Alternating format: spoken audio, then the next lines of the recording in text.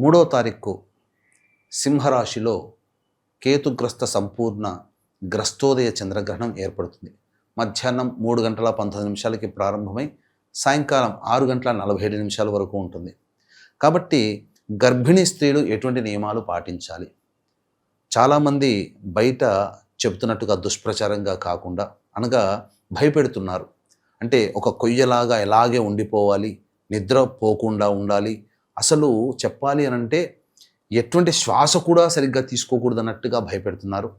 అయితే ప్రేక్షకులు ఎవరు కూడా అటువంటి విషయాలకి భయపడకండి. మనకు శాస్త్రము ధర్మం ఏం చెప్పబడి ఉందనంటే, గర్భిణీ స్త్రీ ఈ గ్రహణ సందర్భంగా అంతరిక్షం నుంచి భూమి మీదకి నేరుగా విషవాయువులు ప్రసరింపబడతాయి. కాబట్టి అవి ఆ యొక్క విషవాయువుని పీల్చిన కారణం చేత గర్భంలో ఉన్నటువంటి శిశువు చాలా సున్నితంగా ఉంటుంది. కాబట్టి ఆ యొక్క శిశువుకి ఏదన్నా ఇబ్బంది కలుగుతున్న ఉద్దేశంతో ఇంట్లో ఉండండి అమ్మా అని అన్నారు.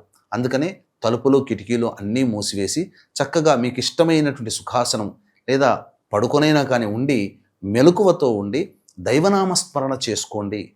ఈ యొక్క ప్రభావం వలన గర్భస్థ శిశువుకి మంచి ఆరోగ్యం కలుగుతుంది. అంతేకాకుండా ఈ గర్భిణీ స్త్రీలు డెలివరీ అయ్యే సమయంలో నవగ్రహాలు శుభలక్షణాలలో ఉండగా డెలివరీ అవకాశం దైవానుగ్రహం వల్ల కలుగుతుంది. బాలులకి అనారోగ్యగ్రస్తులకి నియమాలు చెప్పబడలేదు.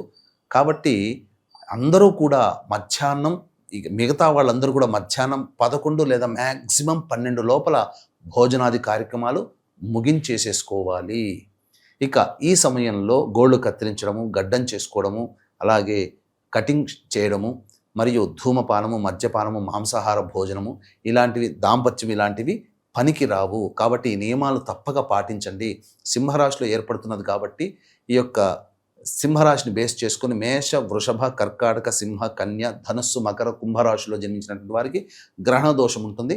అందరూ కూడా ఇష్టదేవత ఆరాధన ఆ చెప్పబడినటువంటి సమయంలో చేయడం, ఈ చెప్పినటువంటి రాశుల్లో అందరికీ కూడా మంచి జరగాలి, యోగం కలగాలి, దోష నివారణ జరగాలనే సదుద్దేశంతో 4వ తారీఖు రోజున మన పీఠమాధ్వర్యంలో గ్రహణ దోష నివారణ పూజల హోమాలు సాయంకాలం 6 గంటలకి ప్రారంభమవుతాయి.